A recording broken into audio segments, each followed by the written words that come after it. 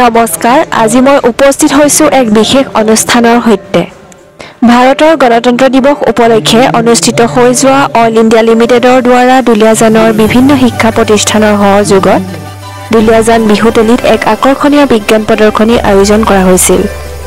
এই অনুষ্ঠানত শিক্ষাৰ্থীসকলে বিজ্ঞানৰ ক্ষেত্ৰত নিজৰ জ্ঞান আৰু সৃষ্টি পৰিচয় কৰিছিল। এই প্ৰদৰ্শনীতে স্কুলৰ ছাত্ৰ-ছাত্ৰীসকলে বিজ্ঞানৰ বিভিন্ন প্ৰকল্প আৰু মডেল প্ৰদৰ্শন কৰে আৰু সেইবোৰৰ মাধ্যমে বিজ্ঞানৰ নতুনত্বৰ চৰ্চা কৰা হৈছে। এই বিজ্ঞান প্ৰদৰ্শনী কেৱল শিক্ষাৰ্থীসকলৰ বাবে নহয়, বৰঞ্চ ই মানুহৰ মনত বিজ্ঞান আৰু সৃষ্টিৰ প্ৰতি আগ্ৰহ বৃদ্ধি কৰিবলৈ এক বিশেষ মঞ্চ। দেখিবলৈ পাইছে শিক্ষাৰ্থীসকলে সৰ্বোচ্চ পৰ্যায়ৰ চেষ্টা কৰি এই অদ্ভুত আৰু আশ্চৰ্যজনক মডেলবোৰ সৃষ্টি কৰিছে।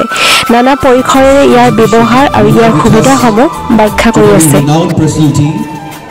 I believe the navigator of the flagship of knowledge, respected Professor Joyanta Dutta sir. I would like to request members of organizing committee, specifically Madhurya Barua sir, to felicitate our Judge Joyanta Dutta sir with a full applause. Madhurya Solia sir, please felicitate Joyanta Dutta sir.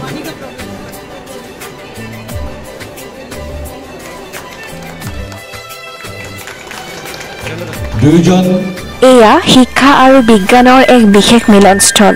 ইয়াত সকলোৰে মনোযোগ কেন্দ্ৰীভূত হৈছে আৰু শিক্ষাৰ্থীসকলৰ সৃষ্টিশীলতা আৰু উদ্ভাৱনমূলক চিন্তাধাৰাৰ সমৰ্থন কৰা হৈছে। এটা বিশেষ দিনৰ পৰা আৰম্ভ হোৱা এই অনুষ্ঠান শিক্ষাৰ্থীসকলক মাত্ৰ শিকাই নহয়, বিজ্ঞান আৰু প্ৰযুক্তিত আগ্ৰহৰ মুকলি পথ প্ৰশস্ত কৰিছে।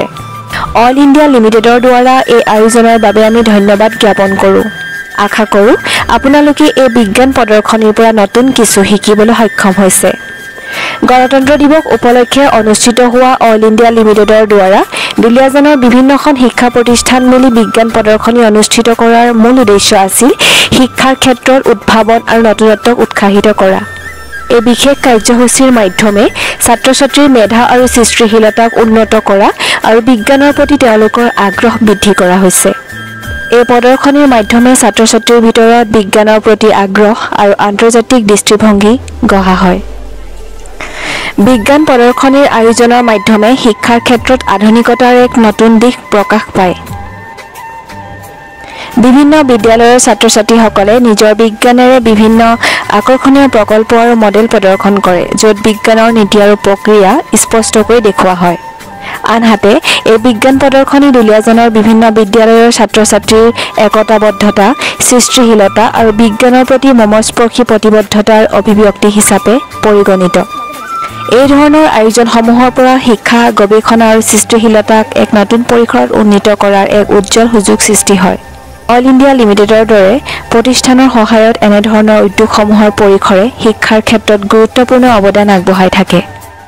বিজ্ঞান আৰু প্ৰযুক্তিৰ যুগত নতুন আৱিষ্কাৰ আৰু চিন্তাধাৰাৰ বিকাশ ঘটাবৰ বাবে বিজ্ঞান প্ৰদৰ্শনী অত্যন্ত গুৰুত্বপূৰ্ণ।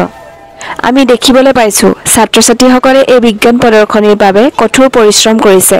ইয়াৰ ফলত তেওঁলোকৰ আত্মবিশ্বাস বৃদ্ধি হৈছে, দলীয়ভাৱে কাম কৰাৰ মনোভাৱ গঢ়ি উঠিছে আৰু বিজ্ঞানত অধিক আগ্ৰহী হৈ পৰিছে। এই বিজ্ঞান প্ৰদৰ্শনীয়ে আমাৰ ছাত্ৰ-ছাত্ৰীসকলৰ ভিতৰত সমাজৰ প্ৰতি এক দায়িত্বশীল মনোভাৱ গঢ়ি তোলে। পৰিৱেশ সংৰক্ষণৰ বিষয়েও তেওঁলোক সচেতন হৈছে। এই বিজ্ঞান প্ৰদৰ্শনী সফলতাৰে অনুষ্ঠিত হোৱাৰ ফলত ছাত্ৰ-ছাত্ৰীয়ে নতুন নতুন বিষয় শিকিবলৈ পালে। উদ্ভাৱনী চিন্তাশক্তি বৃদ্ধি হোৱাৰ লগতে দলীয়ভাৱে কাম কৰিবলৈ শিকিলে আৰু আত্মবিশ্বাসো গঢ়ি উঠিছে। বিজ্ঞানৰ ওপৰত আগ্ৰহী হৈ ভৱিষ্যতৰ বাবে এক সুন্দৰ দিশ নিৰ্দেশ পালে। আশা কৰোঁ এনেধৰণৰ অনুষ্ঠানে অহা দিনত আৰু অধিক হ'ব। বিজ্ঞান প্ৰদৰ্শনী অনুষ্ঠিত কৰাটো শিক্ষাৰ ক্ষেত্ৰত অতি গুৰুত্বপূৰ্ণ। এই প্ৰদৰ্শনীৰ জৰিয়তে ছাত্ৰ-ছাত্ৰীয়ে কেৱল পাঠ্যপুথিৰ জ্ঞানেই নহয়, বাস্তৱ জগতৰ বিভিন্ন বিজ্ঞান সংক্ৰান্ত দিশত গভীৰ ধাৰণা লাভ কৰিব পাৰে। ইয়াৰ উপৰিও এনে অনুষ্ঠানত অংশগ্ৰহণ কৰাৰ ফলত ছাত্ৰ-ছাত্ৰীয়ে দলীয়ভাৱে কাম কৰিবলৈ শিকাৰ লগতে তেওঁলোকৰ নেতৃত্ব গুণ, গৱেষণা গুণ আৰু সমস্যা সমাধানৰ ক্ষমতা বিকাশত সহায় কৰে। লগতে বিভিন্ন প্ৰদৰ্শনী চাওঁতে নতুন নতুন তথ্য আৰু উদ্ভাৱনী দিশসমূহ জানিব পৰা যায়, যিয়ে ভৱিষ্যতে তেওঁলোকক বৈজ্ঞানিক গৱেষণাৰ ক্ষেত্ৰত অনুপ্ৰাণিত কৰিব পাৰে।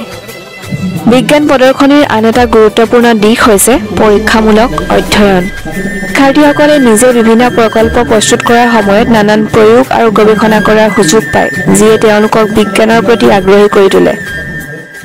বিজ্ঞান প্ৰদৰ্শনী অনুষ্ঠিত কৰাটোৱে ছাত্ৰ-ছাত্ৰীৰ শিকনিৰ প্ৰক্ৰিয়াত এক গুৰুত্বপূৰ্ণ ভূমিকা পালন কৰে।